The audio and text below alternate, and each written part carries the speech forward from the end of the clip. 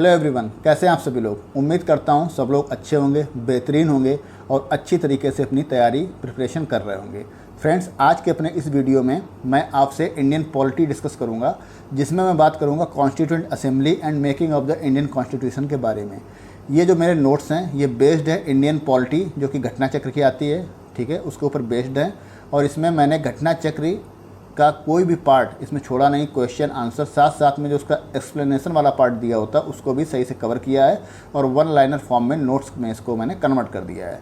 तो कोई भी एग्जामिनेशन आप अगर दे रहे हैं, चाहे वो बीपीएससी का हो, चाहे यूपीपीसीएस है, चाहे आरएएस है, चाहे यूपीएससी है, चाहे एमपीपीएससी है या एसएससी जैसा कोई भी एग्ज़ाम जिसमें इंडियन पॉलिटी फ्रेंड्स पूछी जाती है, उन सभी एग्ज़ामों के लिए ये नोट्स और ये वीडियो आपके लिए हेल्पफुल होने वाला है, पहली चीज़। सेकेंडली फ्रेंड्स, जैसा कि हम लोगों को पता है बहुत ही कम दिन बचे हैं बीपीएससी प्रीलिम्स को कंडक्ट होने में एंड यूपीपीसीएस प्रीलिम्स को, तो इन एग्ज़ाम्स के लिए ये आपके लिए एक मील का पत्थर साबित होने वाला है, ठीक है। आने वाले समय में अगर आपका रिस्पांस अच्छा रहा फ्रेंड्स, तो मैं जल्द से जल्द वीडियोज़ अपलोड करूँगा और पूरी की पूरी इंडियन पॉलिटी कंप्लीट करवाने जा रहा हूँ, ठीक है। इससे आपके लिए क्या है कि कम समय में आपको मैक्सिमम आउटपुट मिल सकता है। मोटी सी इंडियन पॉलिटी की आपको बुक पढ़ने की आवश्यकता नहीं पड़ेगी जो कि घटना चक्र की आती है। इसमें आपको 1.5 की स्पीड में मेरे वीडियोज आप देख लेंगे और सही से कम समय में एक्सप्लेनेशन के साथ में आपको सारी चीज़ें समझ में आ जाएंगी।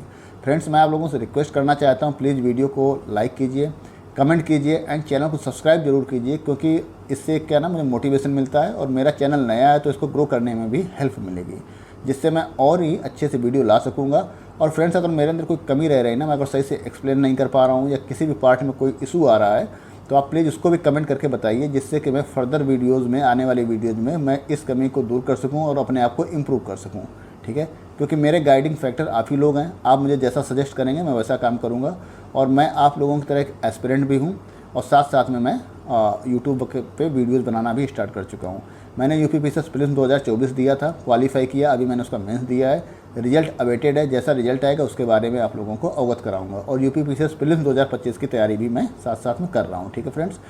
तो बहुत मेहनत लगती है एक वीडियो बनाने में। मैं जॉब भी करता हूँ, साथ साथ में फैमिली है, बच्चे हैं, साथ में तैयारी भी करता हूँ, बहुत सारी चीज़ें हैं। तो प्लीज़ एक ही रिक्वेस्ट है, आप वीडियो को लाइक कीजिए एंड कमेंट कीजिए एंड सब्सक्राइब कीजिए मेरे चैनल को। चलो शुरू करते हैं फ्रेंड्स।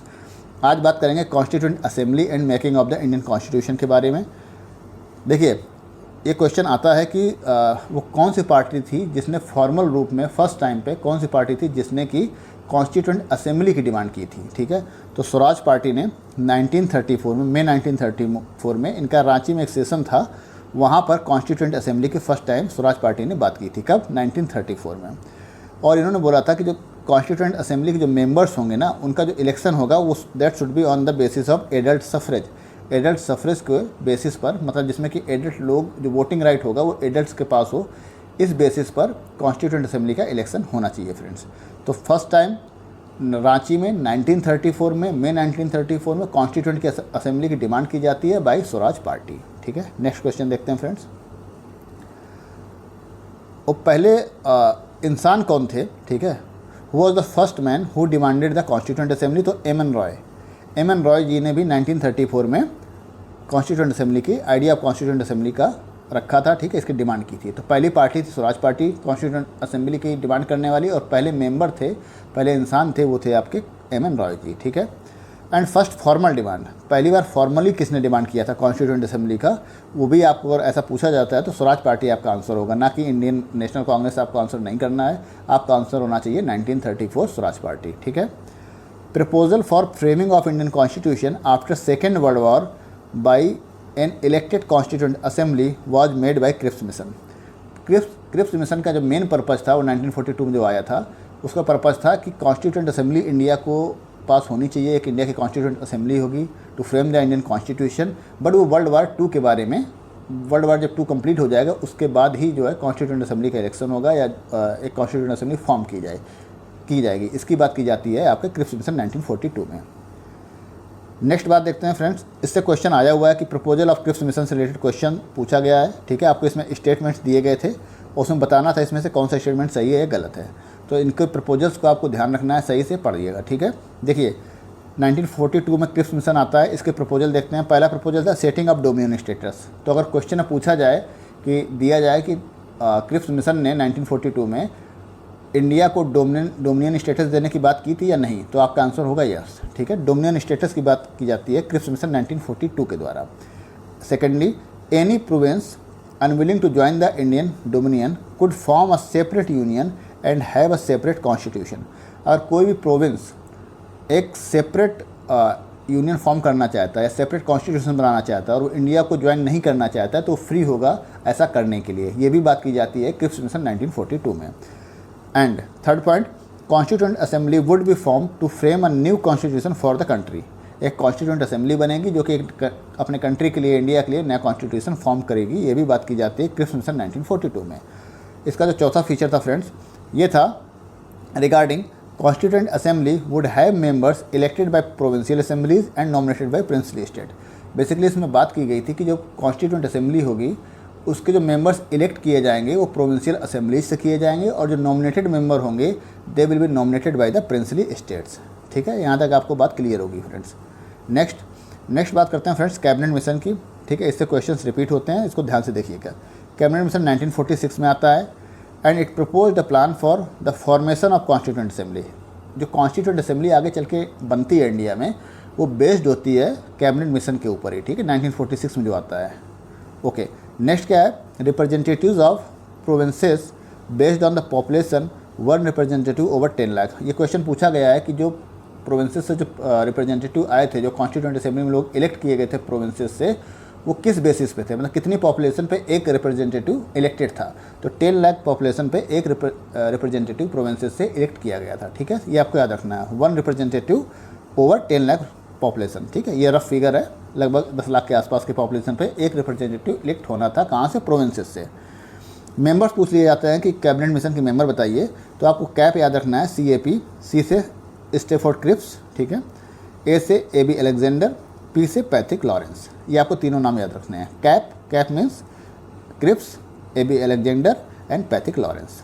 नेक्स्ट देखते हैं friends, Indian constituent assembly was established under. ये क्वेश्चन पूछा गया है कि इंडियन कॉन्स्टिट्यूएंट असेंबली किसके बेसिस पे इस्टेब्लिश हुई थी, फॉर्म हुई थी। ऑप्शंस में आपको दे दिया जाएगा क्रिप्स मिशन, कैबिनेट मिशन, ठीक है, एंड वेबल प्लान। तो आपका आंसर होगा क्रिप्स मिशन 1946। ओके, नेक्स्ट देखते हैं, on 24 August 1946 Indian interim government was announced. 24 अगस्त 1946 को इंटरिम गवर्नमेंट का अनाउंसमेंट होता है। ठीक है, कि इंडिया के लिए एक इंटरिम गवर्नमेंट होगी। इसका अनाउंसमेंट कब होता है? वो 24 अगस्त 1946 को होता है। ऑन कंडीशन, एक कंडीशन रखी जाती है कि this would take charge by latest on 2 September 1946, कि 2 सितंबर 1946 तक इस गवर्नमेंट को चार्ज ले लेना है, इंटरिम गवर्नमेंट को। अनाउंसमेंट होता है 24 अगस्त 1946 और इस गवर्नमेंट को चार्ज लेना था बाई लेटेस्ट 22 बोल रहा हूँ, sorry, by latest 2 September 1946, 2 September 1946 तक इसको चार्ज लेना था। वायसरॉय जो समय के थे उनको प्रेसिडेंट होना था किसका? इसका इंटरिम गवर्नमेंट का। ठीक है, एंड जो एग्जीक्यूटिव जो जवाहरलाल नेहरू थे वो वाइस प्रेसिडेंट होने थे। Viceroy should be the president of executive council of interim government, और जवाहरलाल नेहरू को वाइस प्रेसिडेंट होना था executive council of the interim government. ठीक है, next, interim government was constituted on 2 September 1946। जैसा पहले कि मैंने बताया था कि 24 अगस्त 1946 को अनाउंसमेंट होता है एंड 2 सितंबर 1946 को इस्टेब्लिशमेंट हो जाता है किसका? इंटरिम गवर्नमेंट का। ठीक है, ओके, ये क्वेश्चन पूछा गया है कि doctor S Radhakrishnan interim government के पार्ट थे कि नहीं थे, तो आपका आंसर होना चाहिए नहीं, he was not the part of the interim government. अब बात कर लेते हैं इंटरिम गवर्नमेंट 1946 में किसके पास क्या पोर्टफोलियो था उस समय। ठीक है, जवाहरलाल नेहरू ये देख रहे थे वाइस प्रेसिडेंट का portfolio, external affairs, commonwealth relations etcetera. ठीक है, Sardar Patel ji, he was looking after home, information and broadcasting. Doctor Rajendra Prasad, इनके पास फूड एंड एग्रीकल्चर था। Doctor John Matthai, he was looking after industries and supplies, इसका डिपार्टमेंट देख रहे थे। जगजीवन राम लेबर डिपार्टमेंट को लुक आफ्टर कर रहे थे। सरदार बलदेव सिंह, जैसा कि इनका नाम था बलदेव, ये ही वॉज लुकिंग आफ्टर डिफेंस। ठीक है, डिफेंस मिनिस्ट्री कौन देख रहे थे? बलदेव सिंह देख रहे थे। तो ये सारे आपको नाम रखने हैं, इनसे क्वेश्चंस याद रखना है, इससे क्वेश्चंस रिपीट होते हैं फ्रेंड्स। नेक्स्ट देखते हैं, CH Bhabha, he was looking after works, mines and power, ठीक है। Liaquat Ali Khan, he was looking after finance. Abdur Rab Nishtar, he was looking after post and air. Asaf Ali, इनके पास रेलवेज एंड ट्रांसपोर्ट का डिपार्टमेंट था। C Rajagopalachari, he was looking after education and arts. आचार्य से याद रखिए, पहले टीचर को आचार्य जी बोलते थे, ठीक है, तो आचार्य याद रखिए। इनके पास क्या था, एजुकेशन एंड आर्ट्स था। आई चुंद्रीगर, इनके पास कॉमर्स था।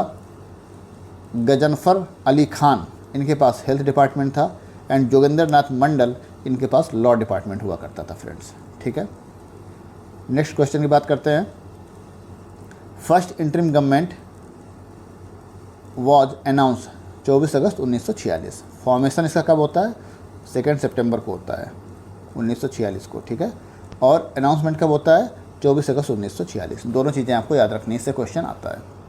नेक्स्ट, वॉवेल प्लान 1945, ठीक है। इसके आपको फीचर्स याद रखने हैं, इससे भी स्टेटमेंट बेसिस पे क्वेश्चन रिपीट किया जाता है। It proposed restructuring of governor general council which would have equal proportion of Hindus and Muslim. Vowel plan में बात की जाती है कि गवर्नर जनरल की जो काउंसिल होगी उसमें इक्वल हिंदू और इक्वल मुस्लिम्स की संख्या इक्वल रखी जाएगी, ठीक है। हिंदू मुस्लिम की संख्या होगी वो बराबर रखी जाएगी, ये बात की जाती है वॉवेल प्लान 1945 में। सेकंड, ये बात करते हैं कि all portfolio except defence were to be held by Indian members including foreign departments. मतलब जितने भी गवर्नर जनरल के काउंसिल के जितने भी पोर्टफोलियो होंगे, ठीक है, वो सारे के सारे इंडियंस के पास रखे जाएंगे एक्सेप्ट डिफेंस। डिफेंस का पोर्टफोलियो छोड़ के सारे के सारे पोर्टफोलियो इंडियंस के पास होंगे इंक्लूडिंग फॉरेन डिपार्टमेंट। फॉरेन का पोर्टफोलियो भी इंडियन के पास में रखा जाएगा।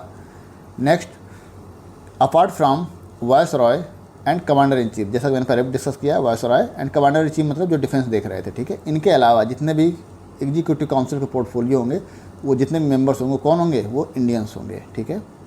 Next, Wavell plan was intended to remove the deadlock on constitutional matter. जो वॉवेल प्लान का जो मेन पर्पज़ था, ठीक है, ये सब जो उन्होंने अनाउंस किया था कि हिंदू मुस्लिम की इक्वलिटी होगी, ठीक है, सारे पोर्टफोलियो इंडियंस के पास रहेंगे एक्सेप्ट डिफेंस। तो ये सब कहानी इसलिए की गई थी कि जो कॉन्स्टिट्यूशनल डेडलॉक है ना उसको ख़त्म किया जा सके, ठीक है। And political issues and to promote the self governance, जिससे कि इंडिया में सेल्फ गवर्नेंस को प्रमोट किया जाए, ठीक है। मेन पर्पज़ वॉवेल प्लान का ये था कि इंडिया में सेल्फ गवर्नेंस को प्रमोट किया जाए और जो कॉन्स्टिट्यूशनल डेडलॉक है कॉन्स्टिट्यूशनल मैटर्स पे उसको रिमूव किया जाए। Next, Wavell plan was never intended to unite the Hindu Muslim to avoid the partition of India. Wavell plan का कभी भी ये पर्पज़ नहीं था कि हिंदू मुस्लिम की यूनिटी को प्रमोट किया जाए इंडिया के अंदर, ठीक है। अंग्रेज तो चाहते थे जितना हिंदू मुस्लिम आपस में लड़ सकें, तो कभी वॉवेल प्लान का ये पर्पज़ नहीं था कि हिंदू मुस्लिम की यूनिटी को प्रपोज किया जाए और इंडिया के पार्टीशन को रोका जाए। ये बात कभी वॉवेल प्लान के अंदर नहीं कही गई। ये क्वेश्चन पूछा गया था कि क्या ये वॉवेल प्लान का एक फ़ीचर था, तो आपका आंसर होना चाहिए नहीं, ठीक है। इसने कहीं भी हिंदू मुस्लिम यूनिटी को प्रपोज करने की बात नहीं की या उसको स्ट्रेंथन करने की बात नहीं की और पार्टीशन ऑफ इंडिया को रोकने की बात नहीं की गई है। Next, constituent assembly was result of indirect election. The legislative assemblies of states were used as electoral college for formation of constituent assembly. देखिए समझिएगा आप, जो कॉन्स्टिट्यूएंट असेंबली के मेंबर्स थे वो इनडायरेक्टली इलेक्टेड थे। कैसे, देखिए उनको जैसे भी डायरेक्टली हम लोग इलेक्ट करते हैं ना MP MLA को डायरेक्ट वोटिंग करके, ऐसे उनका इलेक्शन नहीं था, वो इनडायरेक्टली इलेक्टेड थे। मतलब उनको जो इलेक्ट किया गया था वो किया गया था प्रोविंसेस के द्वारा में। जो प्रोविंशियल असेंबलीज के जो मेंबर थे उन्होंने उनको इलेक्ट किया था और जो प्रोविंशियल असेंबलीज़ के मेंबर थे वो लिमिटेड फ्रेंचाइज पे इलेक्टेड थे। फॉर एग्जांपल, अगर कहीं की फॉर एग्जांपल कोई एक प्रोविंस है, ठीक है, उसके जो मेंबर्स थे उनको इलेक्ट किया गया था लिमिटेड फ्रेंचाइज के ऊपर, based on limited franchise. Means उस समय उन्हीं लोगों का वोटिंग का अधिकार हुआ करता था जिनके पास सर्टेन एजुकेशन हो एक निर्धारित की गई थी, उनके लिए सर्टेन ये निर्धारित किया गया था कितने उनके पास मतलब पैसा होना चाहिए, ठीक है, वेल्थ के on the basis of wealth, on the basis of education. इस बेसिस पे कुछ लोगों को ही वोटिंग का अधिकार हुआ करता था। उन लोगों ने प्रोविंशियल असेंबलीज़ के मेंबर को वोट किया और उनको इलेक्ट किया। फिर प्रोविंशियल असेंबलीज़ के मेंबर्स ने कॉन्स्टिट्यूएंट असेंबली के मेंबर्स को इलेक्ट किया, ठीक है। यहाँ तक बात आपको समझ में आई। तो ये इनडायरेक्टली इलेक्टेड थे, डायरेक्टली इलेक्टेड नहीं थे। नेक्स्ट बात करेंगे, constituent assembly was not based on adult suffrage. मैंने पहले भी कहा कि एडल्ट सफरेज के ऊपर ये बेस्ड नहीं थी, ये इनडायरेक्टली इलेक्टेड थे, इनको इलेक्ट किया गया था प्रोविंशियल असेंबलीज के मेंबर्स के द्वारा। Constituent assembly was multi party body, इसमें बहुत सारी पार्टीज़ के लोग शामिल थे, सिर्फ कांग्रेस के द्वारा बनाई हुई कॉन्स्टिट्यूएंट असेंबली नहीं थी, इसमें अदर पार्टीज़ के मेंबर भी इंक्लूडेड थे, फॉर एग्जांपल मुस्लिम लीग। ठीक है। Next, it work through various committees, बहुत सारी कमेटीज़ बनी हुई थी जिसके द्वारा कॉन्स्टिट्यूएंट असेंबली ने काम किया। ठीक है। नेक्स्ट, द कॉन्स्टिट्यूएंट असेंबली, ये एक स्टेटमेंट है महात्मा गांधी का। ये पूछा गया था कि ये सॉरी ये एक स्टेटमेंट है, ये पूछा गया था कि ये स्टेटमेंट किसके द्वारा दिया गया है। The constituent assembly alone can produce a constitution indigenous to the country and truly and fully representing the will of the people.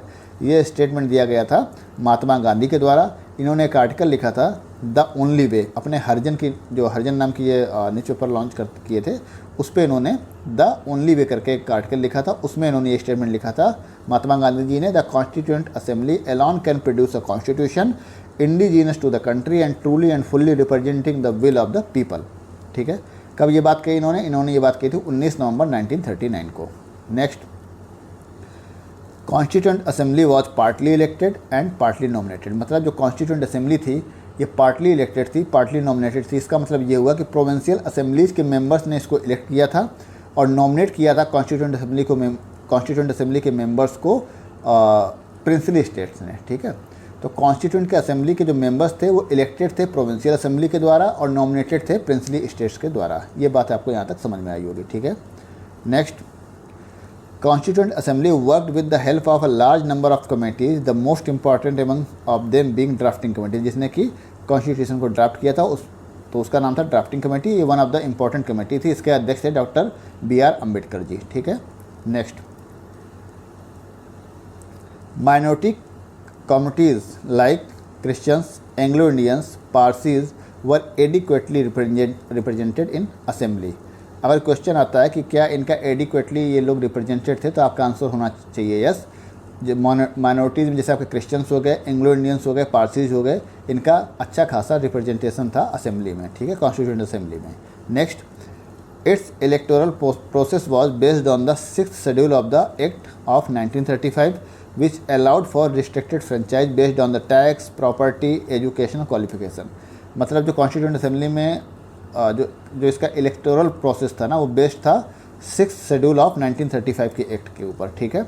और इसमें लिमिटेड फ्रेंचाइज दिया गया था, जैसे मैंने पहले भी बात किया था कि सर्टेन अमाउंट ऑफ टैक्स आप भर रहे हो, आपके पास सर्टेन अमाउंट ऑफ प्रॉपर्टी हो, ठीक है, सर्टेन लेवल ऑफ एजुकेशन आपने एक्वायर किया हुआ हो, तभी आपको वोटिंग का राइट मिला हुआ था उस समय। ठीक है। Okay. Next, constituent assembly members, कितने मेंबर कहाँ से इलेक्ट किए गए थे, ये बात करते हैं। देखिए just minute. Okay, constituent assembly के जो मेंबर्स थे 292 मेंबर्स जो है इलेक्टेड बाय प्रोविंसेस। ठीक है। 292 मेंबर्स थे, उनको प्रोविंसेस से इलेक्ट किया गया था। एंड जो 4 मेंबर्स थे फ्रॉम चीफ कमिश्नर्स प्रोविंसेस, जो चीफ कमिश्नर के प्रोविंसेस थे उससे 4 मेंबर आने थे, और जो ब्रिटिश प्रोविंसेस था उससे 292 मेंबर्स आने थे। And 93 were to be nominated from the principal states. मतलब 93 मेंबर प्रिंसिपल स्टेट से नॉमिनेटेड होने थे, 292 मेंबर्स इलेक्टेड होने थे प्रोविंसेस से, एंड 4 मेंबर को इलेक्ट करना था चीफ कमिश्नर्स प्रोविंसेस से। ठीक है। तो इतनी बात आपको याद रखनी है फ्रेंड्स। नेक्स्ट देखते हैं, first meeting of constituent assembly. पहली मीटिंग कब होती है कॉन्स्टिट्यूएंट असेंबली की, ये आपको याद रखना है। कई बार ये क्वेश्चन पूछा गया है। 9 दिसंबर 1946 को, बहुत ही इंपॉर्टेंट क्वेश्चन है, बहुत बार रिपीट हुआ है। ठीक है। First meeting of constituent assembly was held on 9 December 1946। इसको चेयर किया था, chaired by doctor Sachchidanand Sinha. ठीक है। On 11 December 1946 doctor Rajendra Prasad was elected as permanent chairman and his name was proposed by J B Kripalani. ठीक है। देखो बेसिकली आपको इसमें याद क्या रखना है ये मैं बता देता हूँ। देखिए पहली बार मीटिंग कब होती है कॉन्स्टिट्यूएंट असेंबली की, 9 दिसंबर 1946 को। पहले अध्यक्ष, ठीक है, टेम्परेरी होते हैं, परमानेंट नहीं होते हैं, वो होते हैं डॉक्टर सच्चिदानंद सिन्हा। किस दिन बनते हैं ये भी 9 दिसंबर 1946 को ही बनते हैं। फिर इनको 2 दिन बाद 11 दिसंबर 1946 को एक परमानेंट अध्यक्ष मिल जाता है, प्रेसिडेंट मिलता जाता है, चेयरमैन मिल जाता है कॉन्स्टिट्यूएंट असेंबली को। उनका नाम होता है डॉक्टर राजेंद्र प्रसाद। इनका नाम कौन फॉरवर्ड करता है डॉक्टर राजेंद्र प्रसाद का as a chairman, as a president? इनका नाम होता है जेबी कृपलानी जी। ठीक है, इतनी 3 चीज़ें आपको 4 चीज़ें याद रखनी है इसमें। नेक्स्ट देखते हैं। Muslim League boycotted first meeting of constituent assembly due to the demand of Pakistan. As a result only 211 members attended the first meeting. ये क्वेश्चन पूछा गया है कि पहली मीटिंग जो कॉन्स्टिट्यूएंट असेंबली की हुई थी उसमें क्या मुस्लिम लीग ने पार्टिसिपेट किया था या नहीं? तो आपका आंसर होगा नहीं किया था। उसका रीज़न था कि वो पाकिस्तान की डिमांड कर रहे थे। ठीक है। सेकंड था कि पहली जो फर्स्ट मीटिंग होती है कॉन्स्टिट्यूएंट असेंबली को, उसको कितने मेंबर ने अटेंड किया था? तो आपका आंसर होना चाहिए 211 मेंबर्स, 211। ठीक है। Next, Frank Anthony. Frank Anthony, ये नाम आपको याद रखना है। Frank Anthony was the first nominated temporary deputy chairman. देखिए, फर्स्ट चेयरमैन तो डॉक्टर सच्चिदानंद सिन्हा थे। ठीक है, temporary. First nominated temporary chairman थे, उनका नाम आपको याद रखना है Frank Anthony. Frank Anthony was the first nominated temporary deputy chairman of the constituent assembly. He was nominated on 9 December 1946। तो पहले दिन जो मीटिंग हुई थी उसी दिन इनको भी नॉमिनेट किया गया था, जिस दिन डॉक्टर सच्चिदानंद सिन्हा को नॉमिनेट किया गया था। Doctor Sachchidanand Sinha first temporary chairman थे and Frank Anthony first temporary deputy chairman थे। ठीक है, और इनको किसने नॉमिनेट किया था? सच्चिदानंद सिन्हा जी ने किया था। ठीक है। He established all India Anglo Indian association in 1942 and Frank Anthony ने क्या किया था? All India Anglo Indian association की स्थापना की थी 1942 में। एच.सी. मुखर्जी, बहुत इंपॉर्टेंट नाम है, इससे भी क्वेश्चन रिपीट हुआ है। H C. Mukherjee was the first permanent vice president of constituent assembly. पहले permanent vice president constituent assembly के हुए हैं, उनका नाम था एच.सी. मुखर्जी, और फर्स्ट परमानेंट प्रेसिडेंट थे वो डॉक्टर राजेंद्र प्रसाद थे। ठीक है। Next, constituent assembly was established on 9 December 1946. The first session was held on 9 December 1946, ended on 23 December 1946. ठीक है। जब पहला सेशन स्टार्ट हुआ वो 9 दिसंबर 1946 को स्टार्ट हुआ, और पहला सेशन कब तक चला? वो 23 दिसंबर 1946 तक चला। ये 2 बातें आपको याद रखनी है। पहला सेशन स्टार्ट हुआ 9 दिसंबर 1946 को और चला 23 दिसंबर 1946 तक। The session was attended by 207 members as per the Rajya Sabha website. ठीक है, 207 मेंबर ने अटेंड किया था।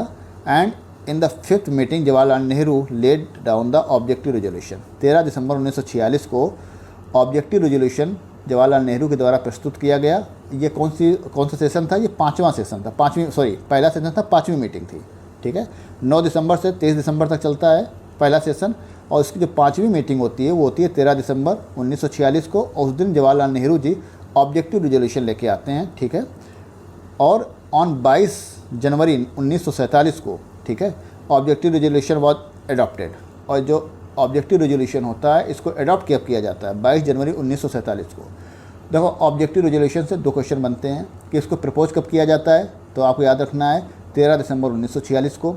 सेकंड क्वेश्चन बनता है कि ये कौन सी मीटिंग थी? ठीक है, तो ये 5th मीटिंग थी। तीसरा क्वेश्चन, ऑब्जेक्टिव रेजोल्यूशन को किसके द्वारा प्रस्तुत किया जाता है? तो जवाहरलाल नेहरू के द्वारा।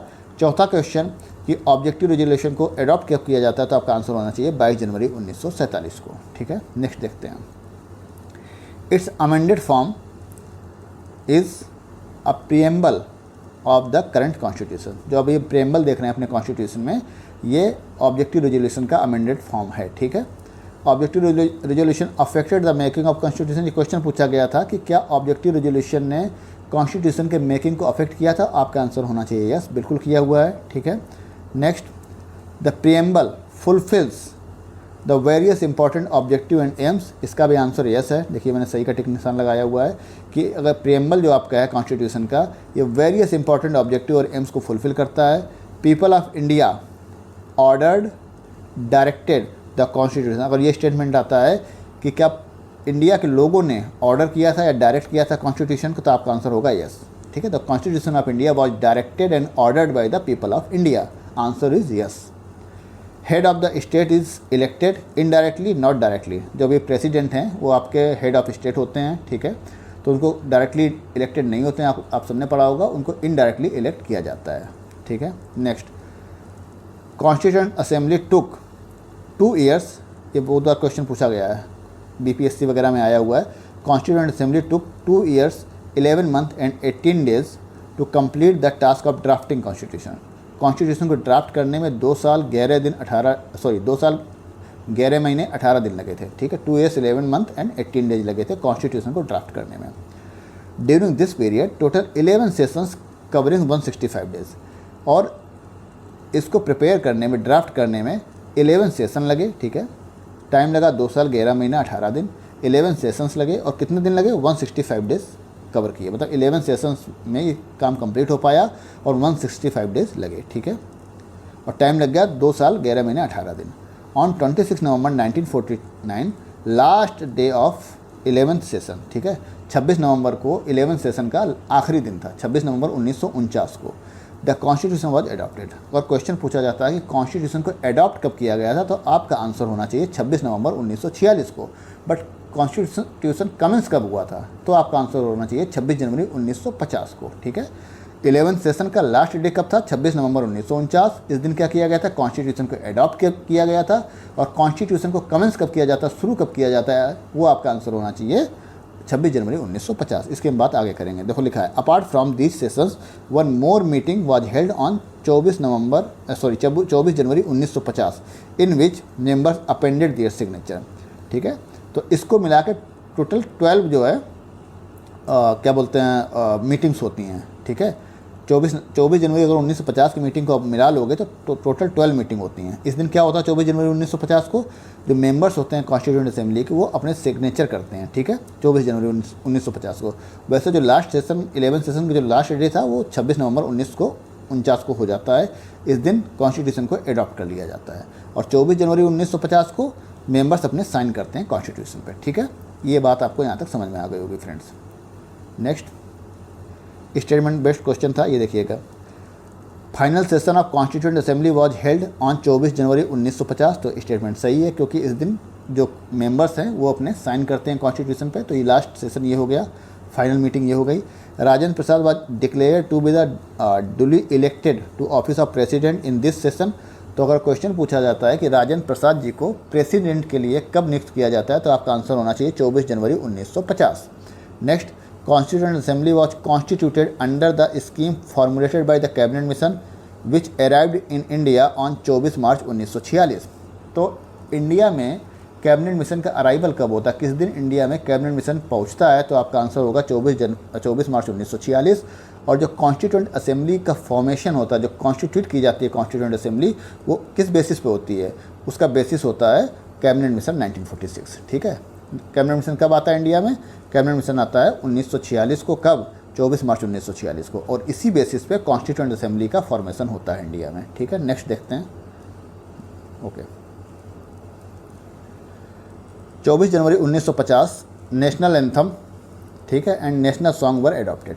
बहुत इंपॉर्टेंट डेट है, याद रखना है, इससे क्वेश्चन आते हैं। 24 जन 1950 को आपका national anthem and national song को एडॉप्ट किया जाता है। इसी दिन प्रेसिडेंट के रूप में डॉक्टर राजेंद्र प्रसाद का नाम प्रेसिडेंट के रूप में लिया जाता है, ठीक है। उनको प्रेसिडेंट नियुक्त किया जाता है कब? 24 जनवरी 1950 को। नेक्स्ट, फर्स्ट वाइस प्रेसिडेंट, देखो ये फैक्ट्स इसको याद रखिए। फर्स्ट वाइस प्रेसिडेंट पहले भी डिस्कस किया हुआ है, HC मुखर्जी थे, ठीक है। किसके? कॉन्स्टिट्यूएंट असेंबली के पहले वाइस प्रेसिडेंट, परमानेंट थे ये। टेम्परेरी फ्रैंक एंथोनी, ठीक है। First temporary president doctor Sachchidanand Sinha. First permanent president doctor Rajendra Prasad. First temporary vice president Frank Anthony. First permanent vice president HC Mukherjee. ये आपको नाम याद रखने हैं। The only Congress member of the drafting committee was KM Munshi. Drafting committee में सिर्फ ओनली जो Congress member थे, जो सिर्फ कांग्रेस के मेंबर थे, वो KM मुंशी थे, बाकी लोग कांग्रेस के नहीं थे। तो ठीक है, ड्राफ्टिंग कमेटी में सिर्फ एक ही मेंबर थे जो कांग्रेस के थे, उनका नाम था KM मुंशी, याद रखना है। The representative of Rajasthan was VT Krishnamachari, ठीक है।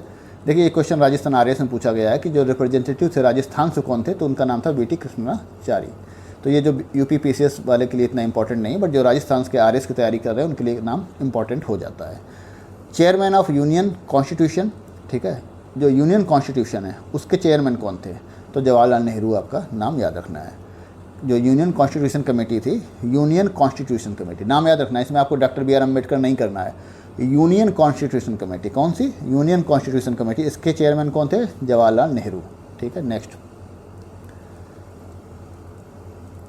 Sir Benegal Narsing Rao, BN Rao was appointed as the constitutional advisor during the formation of constitution। ठीक है, तो अगर बात की जाए कि कॉन्स्टिट्यूशनल एडवाइज़र कौन थे, तो आपको नाम याद रखना है, BN Rao ji constitutional adviser थे।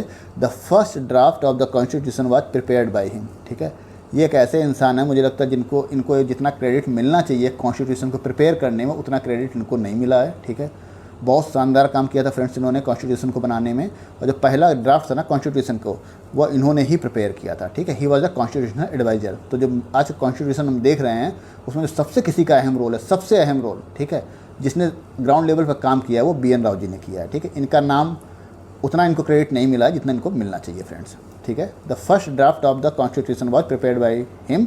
The original draft proposed by BN Rao, जो ओरिजिनल ड्राफ्ट बना जब BN राव जी ने प्रपोज किया था, इसमें 243 आर्टिकल थे, 243 आर्टिकल्स एंड 13 शेड्यूल्स। कितने आर्टिकल थे? 243 आर्टिकल थे, एंड शेड्यूल कितने थे? 13 शेड्यूल्स थे। ओके, नेक्स्ट बात करते हैं third reading of the constituent. Third reading of the constitution of constituent assembly was started on 17 November 1949 and completed on 26 November 1949। ये भी क्वेश्चन पूछा जा चुका है कि जो थर्ड रीडिंग थी, जो फाइनल रीडिंग थी, वो कब स्टार्ट हुई थी? 17 नवंबर 1949 को स्टार्ट हुई थी, और फिनिश कब हुई थी? 26 नवंबर 1949 को फिनिश हुई थी। फ्रेंड्स, आपको इस सारी डेट्स याद रखनी है, इसको रिवाइज करना है, इससे क्वेश्चन आता है। ठीक है, ये सारे क्वेश्चन पहले पूछे जा चुके हैं। ओके, नेक्स्ट बात करते हैं ऑन 26 नवंबर 1949, इसको डेट ऑफ एडॉप्शन के नाम से जाना जाता है। इस दिन कॉन्स्टिट्यूशन को एडॉप्ट किया गया था, कंप्लीट किया गया था, इनेक्ट किया गया था। ठीक है, कॉन्स्टिट्यूशन को पास किया गया था। अगर कहीं भी क्वेश्चन ये पूछा जाता है कि कॉन्स्टिट्यूशन के एडॉप्शन की डेट क्या है, एडॉप्ट कब किया गया, या कॉन्स्टिट्यूशन कब कंप्लीट हुआ, या कॉन्स्टिट्यूशन का इनेक्टमेंट कब हुआ, या कॉन्स्टिट्यूशन को कब पास किया गया, तो आपका एक ही आंसर होगा 26 नवंबर 1949। लेकिन अगर पूछा जाता है कि कॉन्स्टिट्यूशन कब स्टार्ट हुआ, कमेंस कब हुआ, तो आपका आंसर होगा 26 जनवरी 1950। ठीक है फ्रेंड्स, ठीक है फ्रेंड्स। तो अगर 26 नवंबर 1949 की बात आती है, ठीक है, तो अगर कहीं भी आपको क्वेश्चन में ये वर्डिंग मिल जाए कि कॉन्स्टिट्यूशन को कब अडॉप्ट किया गया था, कंप्लीट कब किया गया था, इनेक्टमेंट कब हुआ था कॉन्स्टिट्यूशन का, या पास कब किया गया था, तो आपका एक ही आंसर होगा 26 नवंबर 1949। एंड फ्रेंड्स, अगर पूछा जाए कॉन्स्टिट्यूशन कब स्टार्ट हुआ, कब कमेंस हुआ, तब आपका आंसर होगा 26 जनवरी 1950। ये सारी चीज़ें आपको याद रखनी है friends. Okay, on the same day, मतलब 26 नवंबर 1949 को ही provisions relating to citizenship, interim parliament, ठीक है, temporary, transitional and special provisions effect में आ गए थे। ठीक है, अगर सिटीजनशिप का प्रोविजन कब इफेक्ट में आया ये पूछा जाए, तो आपका आंसर होगा 26 नवंबर 1949 को। And rest of the provisions जो थे वो 26 जनवरी 1950 को इफेक्ट में आते हैं। तो rest of the provisions were came into effect on 26 जनवरी 1950 को, जब कम्प्लीटली कॉन्स्टिट्यूशन को कमेंस किया जाता है, तब बाकी चीज़ें इफेक्ट में आती हैं। लेकिन उसके पहले 26 नवंबर 1949 को सिटीजनशिप, इंटरिम पार्लियामेंट के जैसे प्रोविजंस इफेक्ट में आ जाते हैं।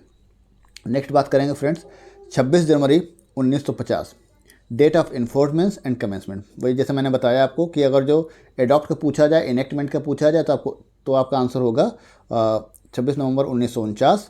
लेकिन अगर बात की जाए डेट ऑफ इन्फोर्समेंट की एंड बात की जाए कमेंसमेंट की या स्टार्ट की, तो आंसर होगा आपका 26 जनवरी 1950। ये आपको बेसिक डिफरेंस याद रखना है।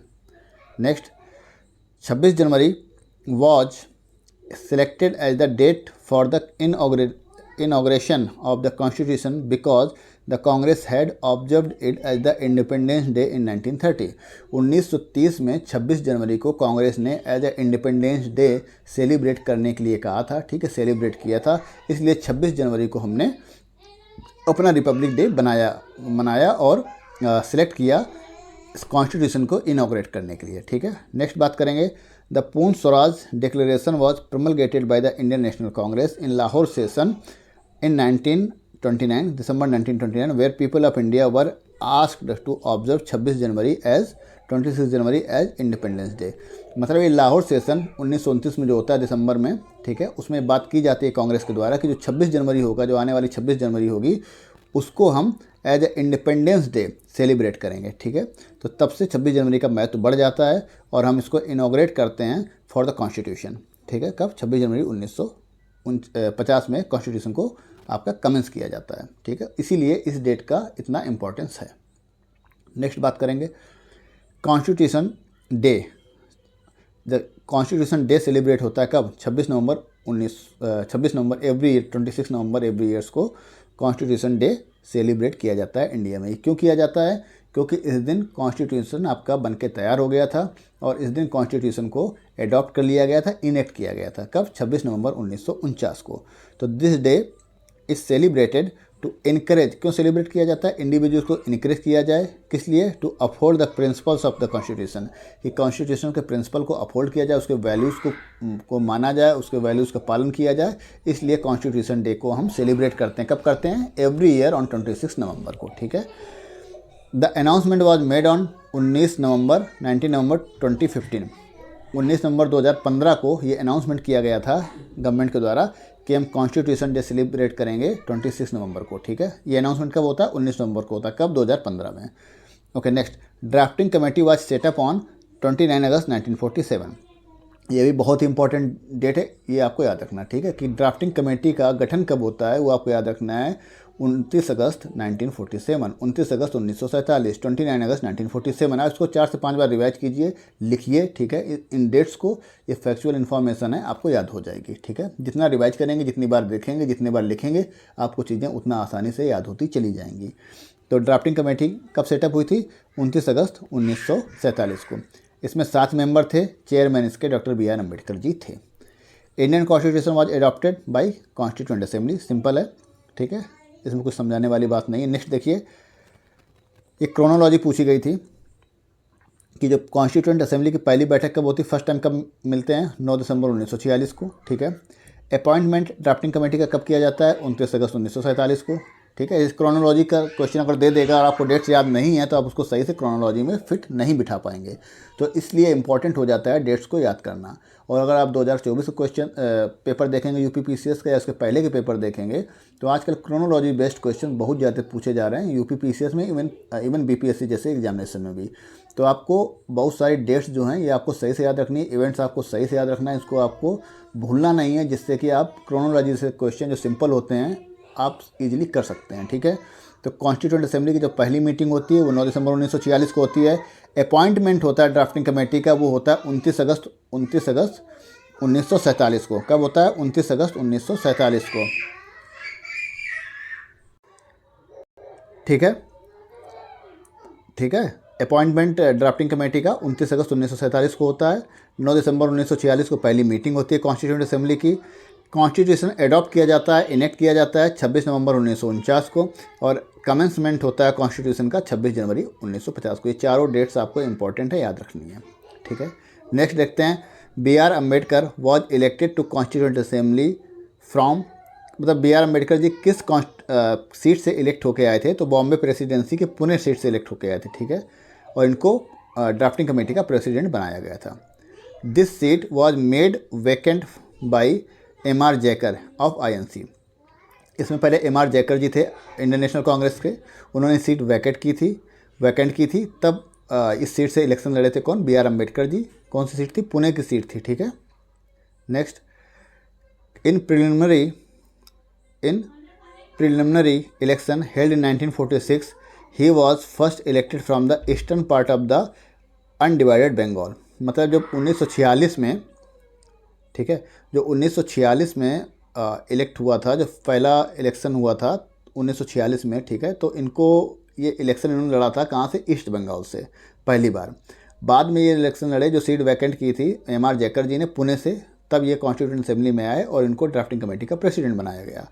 अब ये अनडिवाइडेड बंगाल था, बट बाद में लेटर जब इंडिया का डिवीज़न होता है, इंडिया पाकिस्तान डिवाइड होते हैं, तो ये वाला पार्ट चला गया था कहाँ पर? पाकिस्तान के पास में, ठीक है। तो इनको वहाँ से सीट छोड़नी पड़ी और इनको यहाँ पर पुणे से ये दोबारा इलेक्ट हुए, ठीक है।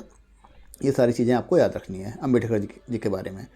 Okay, next, doctor B R Ambedkar का बर्थ कब हुआ है और इनका डेथ कब हुआ? ये क्वेश्चन भी पूछा जा चुका है, ठीक है, इसको आपको याद रखना है। 14 अप्रैल 1891, ठीक है, 14 अप्रैल 1891 में इनका जन्म होता है। कहाँ पर होता है? माहू करके एमपी में जगह है, वहाँ पर इनका जन्म होता है। और 6 दिसंबर 1956 को ये दिल्ली में इनका देहांत हो जाता है। तो दोनों डेट्स आपको इंपॉर्टेंट है, प्लेसेस भी इंपॉर्टेंट है, याद रखना है। डॉक्टर बी आर अम्बेडकर जी का बर्थ कहाँ पर होता है? दोबारा सुन लीजिए, 14 अप्रैल 1891 में, कहाँ? महू एमपी में। और इनकी डेथ होती है 6 दिसंबर 1956 में, कहाँ? दिल्ली में, ठीक है। ये दोनों डेट मुझे लगता है आपको सही से याद हो गई होंगी फ्रेंड्स। नेक्स्ट बात करते हैं, during third round table conference which was organized in November-December 1932 in London, a plan was presented to finalize Government of India Act 1935. In this act, provision was made to form All India Federation. मतलब जो third round table conference होता है कहाँ पर होता है? London में होता है। ये आपको याद रखना। कब होता है? नवंबर-दिसंबर 1932 में होता है। और इसमें गवर्नमेंट ऑफ इंडिया एक्ट 1935 को फाइनलाइज किया जाता है, और जिसमें बात की जाती है कि इंडिया के लिए एक ऑल इंडिया फेडरेशन की बात की जाती है। किसमें बात की जाती है? गवर्नमेंट ऑफ इंडिया एक्ट 1935 में बात की जाती है, ठीक है।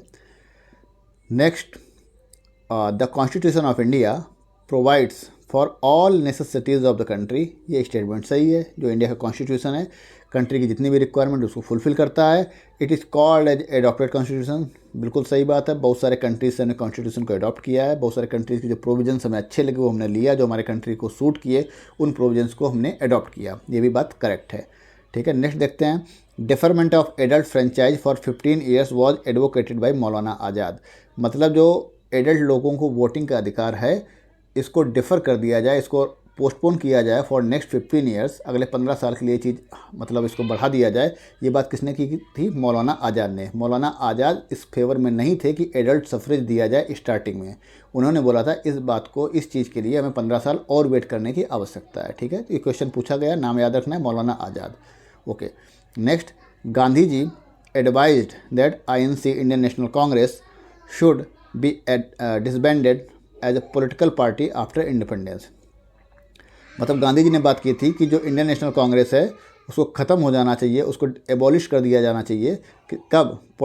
As a political party independence के बाद में, क्योंकि उसका पर्पस था इंडिपेंडेंस दिलाना, और अगर इंडिया को इंडिपेंडेंस मिल गया है तो एज ए पॉलिटिकल पार्टी इसको डिसबैंडेड कर देना चाहिए। ये बात की थी गांधी जी ने। नेक्स्ट बात करते हैं, एक स्टेटमेंट है, a constitution like a machine, a constitution like a machine is a lifeless thing. A constitution like a machine is a lifeless thing. It acquires life because of the men who control it, and India needs today nothing more than a set of honest men who will have the interest of the country before them. ये बात की थी doctor Rajendra Prasad ने कब? 26 November 1949 को, कि जो constitution है ये क्या है? मशीन की तरह है, ठीक है, जो कि एक लाइफलेस थिंग है, जिसमें कि ज़िंदगी नहीं है, लेकिन ये लाइफ, इसको मतलब लाइवली बनाया जा सकता है। किसके द्वारा? उन लोगों के द्वारा जो ऑनेस्ट हों, ठीक है, जो इसके लिए काम कर सकें, कंट्री के इंटरेस्ट में काम कर सकें। हमें ऐसे लोगों की आवश्यकता है। ये किसने बात की थी? ये बात की थी डॉक्टर राजेंद्र प्रसाद ने। Next statement, in their nationalist reaction the founding fathers of constitution of India tended to minimise the importance of minority interest and emotions. ये बात की थी एवॉर जेनिंग्स। एवॉर जेनिंग्स ने कहा था कि इन दियर नेशनलिस्ट रिएक्शन, ठीक है, the founding fathers of constitution of India, जिन्होंने कॉन्स्टिट्यूशन इंडिया का बनाया है, they tended to minimise the importance of minority interest and emotions. मतलब माइनॉरिटी इंटरेस्ट और इमोशंस को ओवरलुक किया गया है फाउंडिंग फादर्स के द्वारा। ये बात किसने की थी? आइवोर जेनिंग्स ने। Next, constituent assembly was Congress and Congress was India. ये स्टेटमेंट है ग्रेवलिन ऑस्टिन का, ठीक है। इनकी एक बुक थी इंडियन कॉन्स्टिट्यूशन, उसमें ये बात इन्होंने कही थी कि constituent assembly was Congress and Congress was India, ठीक है। Total members of women member in constituent assembly, मतलब कॉन्स्टिट्यूएंट असेंबली में कितनी वुमेन मेंबर थी? टोटल 15 मेंबर्स थी। इनके आपको एक बार नाम पढ़ लेने हैं, एग्जाम में ऑप्शंस में आएगा, आपको याद रह जाएगा, ठीक है।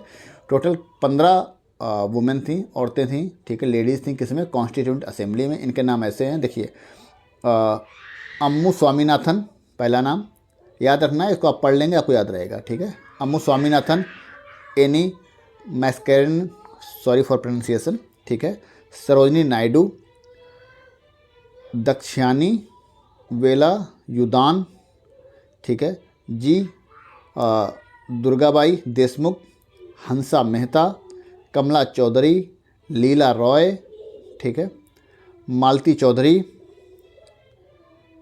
राजकुमारी अमृत कौर, रेणुका रे, पूर्णिमा बनर्जी, बेगम एजाज रसूल, सुचेता कृपलानी, विजय लक्ष्मी पंडित। ठीक है, तो यहाँ से ये लेक्चर दोस्तों ख़त्म होता है। अगले लेक्चर में मैं कवर कराऊंगा important committees of constituent assembly की। ठीक है, उनके बारे में बात करेंगे अगले लेक्चर में। और मैं आशा करता हूँ ये लेक्चर आप लोगों को पसंद आया होगा। एंड फ्रेंड्स, अगर लेक्चर आपको अच्छा लगा हो तो प्लीज़ वीडियो को लाइक कीजिए, सब्सक्राइब कीजिए, इससे मुझे मोटिवेशन मिलता है। एंड चैनल को सब्सक्राइब करना ना भूलें। ठीक है, एंड कमेंट जरूर कीजिएगा जो भी सजेशन है, क्योंकि नया चैनल है। आप लोगों के कमेंट्स मुझे मोटिवेट करेंगे और मुझे हेल्प करेंगे एक अच्छा वीडियो और अच्छा कंटेंट प्रस्तुत करने के लिए। Thank you so much for watching this video. Thank you so much.